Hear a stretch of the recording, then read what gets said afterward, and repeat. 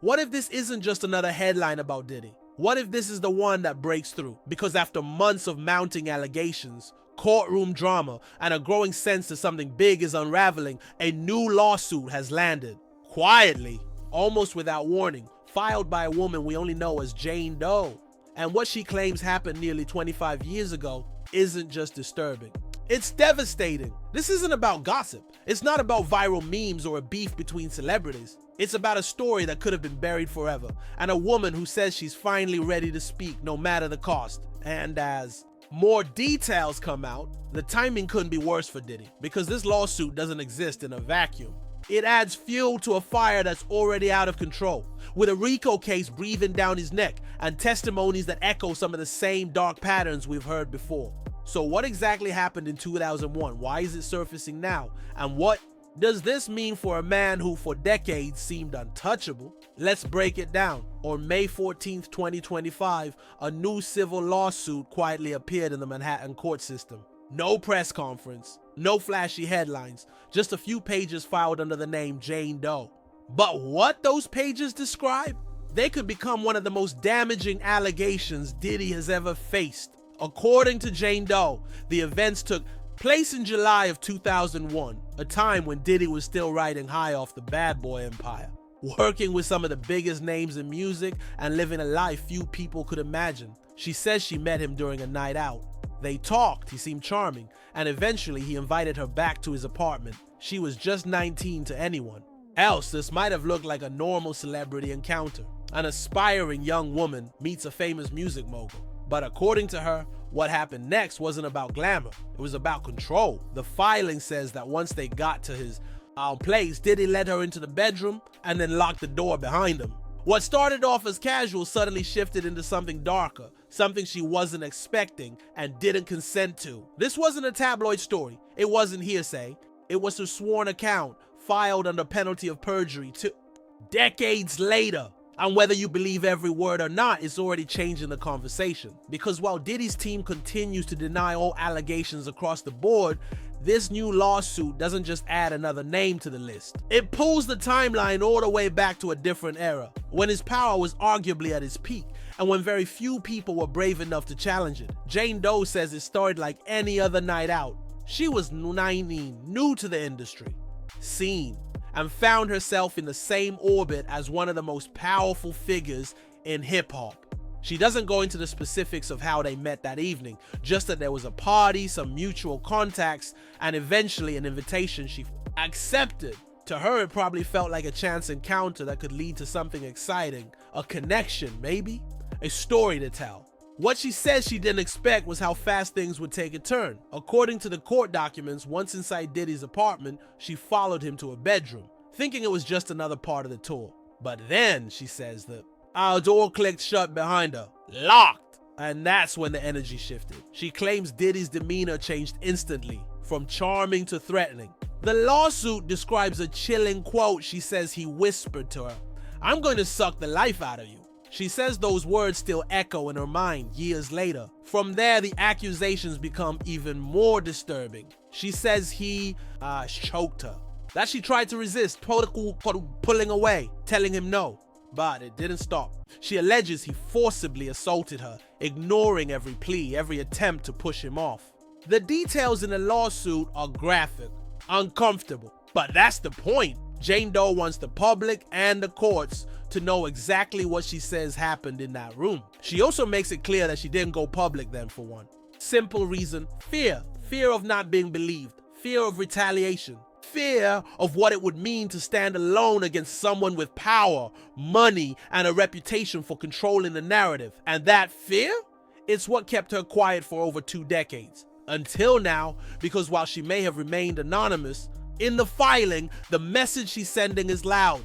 She's not here for attention. She's here to say, this happened and it mattered. And if the details of her story sound familiar, that's not a coincidence. It's part of something bigger, and it's about to get even more unsettling. Sometimes in the middle of the most serious stories, something strange happens. A single detail catches fire. Not because it's the most important, but because it's the most unexpected. And in Jane Doe's lawsuit, that moment came in the form of a deeply personal, even surreal description of Diddy's anatomy, buried in the middle of a heavy legal document. One that outlines alleged trauma, coercion, and assault is a line where Jane Doe compares Diddy's genitals to a large Tootsie Roll. She says it was the first thing she noticed in that moment, and that she felt a strange kind of relief, not because she felt safe, but because she thought the size might make the assault less physically painful.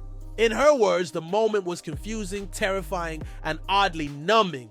She later refers to it mockingly as the itty-bitty Diddy. It's the kind of phrase that sticks, not because it's clever, but because it's raw and awkward, and real in the way trauma often is. A detail that sounds almost absurd until you remember where it came from. But here's where things get messy. That line didn't stay in the court documents. It went viral. Within hours of the lawsuit being reported, social media exploded. Memes, jokes, hashtags, even videos mocking the description started circulating. Suddenly, a very real and deeply painful story was being turned into a punchline. For many, this moment raised uncomfortable questions. Should we be laughing at this? Is it okay to turn a sexual assault allegation into internet content? Is the reaction online helping or hurting victims who are finally starting to speak out? Some people saw it as comic relief in a dark situation. Others saw it as proof that even now, women's trauma gets trivialized the second it enters the public sphere. When victims speak, they're picked apart, and sometimes they're turned into jokes before the courts even weigh in. And while the Tootsie Roll moment has dominated the conversation, Jane Doe's legal team is urging the public not to lose sight of the bigger picture. This isn't about anatomy, it's about an alleged abuse of power, a pattern of violence, and the courage it takes to come forward after so many years. Still, it's clear, this single quote, meant to describe something horrifying, has taken on a life of its own, and it's now part of the larger story about how we respond to these kinds of allegations in the digital age. With compassion, with cynicism, or with a laugh and a scroll to the next headline. Because behind the meme is a woman saying this happened to me. And I'm still trying to live with it. For Jane Doe, the decision to come forward wasn't sudden. It was years, decades in the making. And while the headlines now focus on courtrooms and celebrity backlash, there's another side to this story that isn't as loud but just as heavy. The personal toll. In her filing, she doesn't just describe what allegedly happened that night. She opens up about everything that came after. The insomnia, the trust issues, the way her relationships started to fall apart before they even began. She talks about panic attacks that hit without warning and how certain sounds or smells can trigger flashbacks she can't explain to anyone around her. She's been in therapy for years. According to her lawyers, the emotional damage has affected every corner of her life, work, intimacy, even just feeling safe in public spaces. And the hardest part? She carried it mostly alone. For years, she says she felt like she didn't have the right to speak, that no one would believe her, that if she said Diddy's name out loud, her world would collapse, not his. And honestly, can you blame her for thinking that? At the time of the alleged assault, Diddy wasn't just famous, he was untouchable. He controlled narratives. He had teams, influence, money, a name that opened doors and closed cases, so she stayed quiet. Not because nothing happened, but because she didn't think anything would change if she spoke. That silence, she says, ate away at her. The longer she waited, the heavier it got. Until finally in 2025, she reached a point where staying quiet hurt more than the fallout of speaking up. That kind of choice, to step into the storm knowing what's coming, takes something different. Not just courage, but readiness. Because once the lawsuit became public, there was no turning back. Her name may not be on the headlines, but her story is now part of a much bigger reckoning. And that, maybe more than anything, shows just how much the ground is starting to shift. Not just for Diddy, but for every powerful figure who thought their past would never catch up to them. One story can be dismissed. Two might raise eyebrows. But when the same theme starts surfacing again and again across different people, places, and time periods, it gets harder to look away. That's what's happening now with the lawsuits piling up around Sean Diddy. Combs! Jane Doe's claims aren't just haunting on their own. They bear striking similarities to stories already told by others. And while each case is unique, the outlines are beginning to match. Take Cassie, for example. In her lawsuit, she described years of coercion, surveillance, and control. Private jets, isolated hotel rooms, being cut off from friends and family, the kind of slow, deliberate disconnection that makes a person easier to manipulate. Now compare that to Jane Doe's experience. A young woman, isolated, power dynamics at play, an encounter that turns without warning, and afterward, silence. Not from guilt or confusion, but from fear. What's unsettling isn't just the overlap. It's the feeling that this might be part of a larger strategy. Allegations from multiple women, some public, others anonymous, describe a man who used his position not just to attract, but to dominate. Not just to date, but to control. There are allegations of threats, of non-disclosure agreements used like silencers, of staff members who looked the other way, and most of all, a sense that behind the music, the fame, and the wealth, something much darker was being carefully hidden in plain sight. Critics of the lawsuits often argue that these women are coming forward now only because the momentum has shifted. But isn't that the point? Maybe the reason we're hearing from so many now is because for the first time, they believe someone might actually listen. And once those voices start to echo, it gets harder to pretend they're just noise. Before Jane Doe even stepped forward, Diddy's legal situation was spiraling. He wasn't just facing lawsuits, he was staring down something far more serious. A federal investigation under RICO.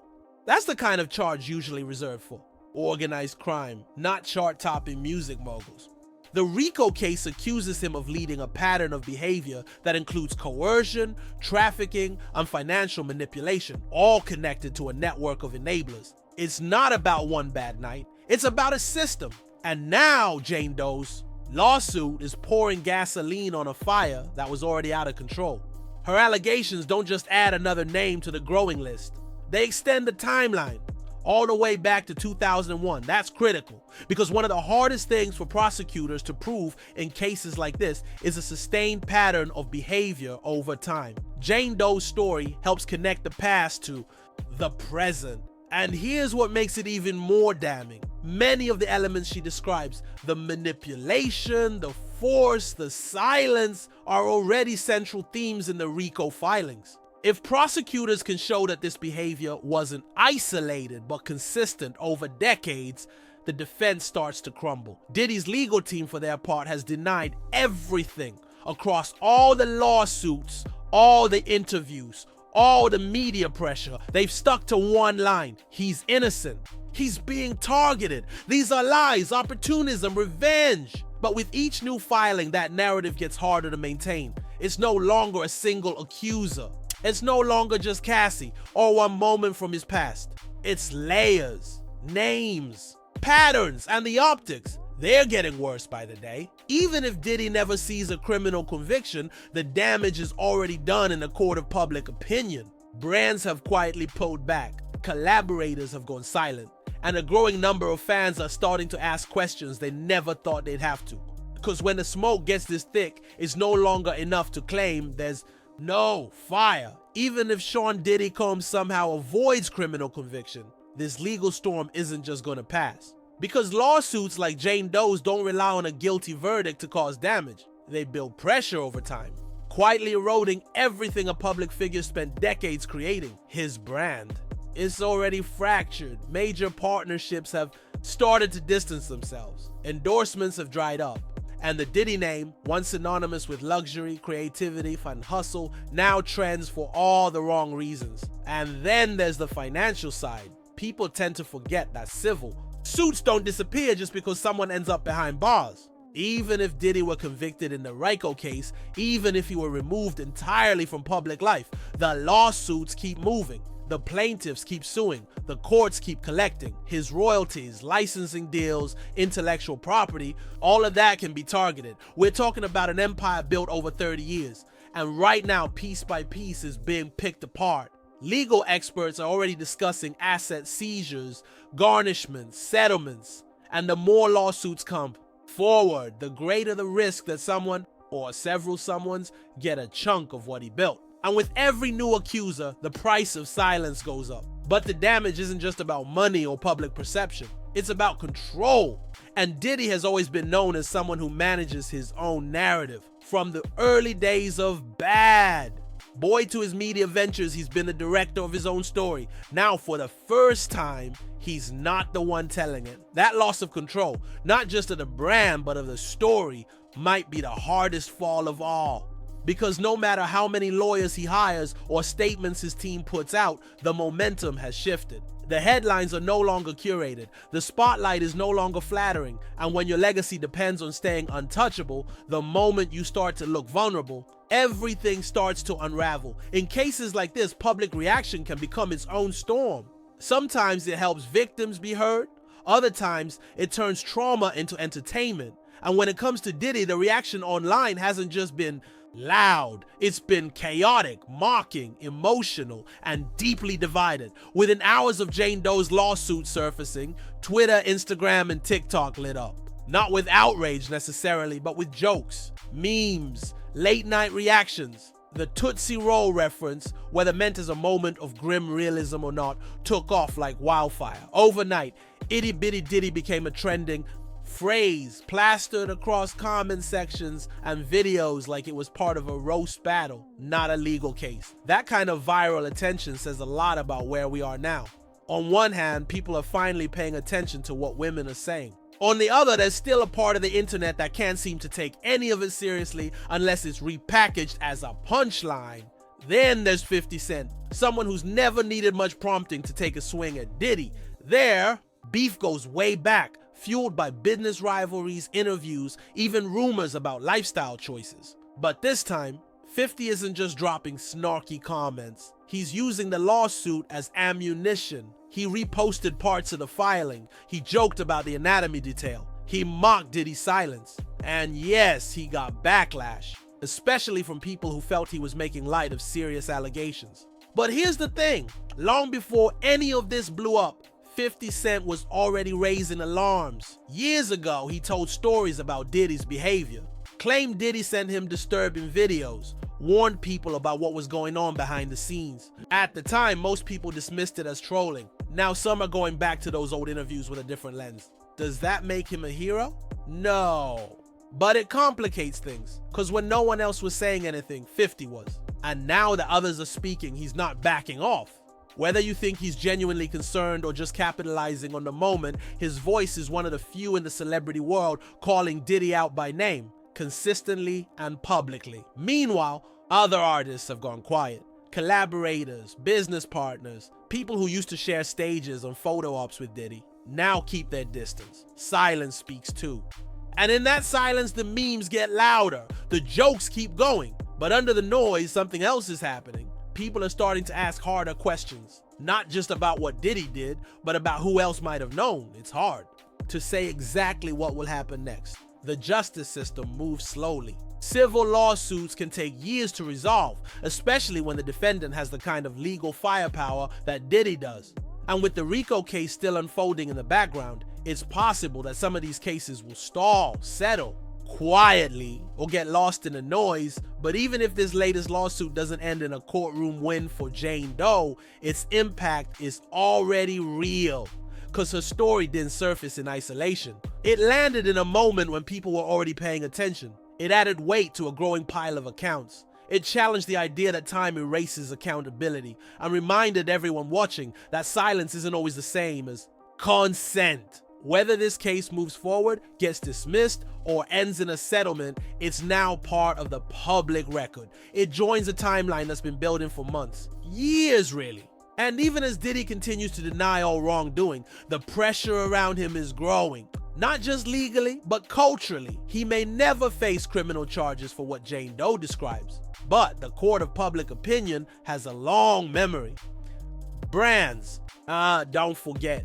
Partners hesitate, and fans start asking themselves uncomfortable questions. And maybe that's the real turning point here, because for decades, Diddy was a symbol of power and reinvention. No matter what controversy hit him, he always seemed to land on his feet. But now, that aura is cracking. The narrative is no longer his to shape. And with every new voice stepping forward, it gets harder to pretend that what's happening is just some coordinated takedown or opportunistic smear. This is bigger now. and it's not going away. So whether this new lawsuit changes the outcome of Diddy's legal future or not, it already changed the conversation. And sometimes that's how accountability begins. Not with a verdict, but with a shift in what people are willing to believe and what they're no longer willing to ignore.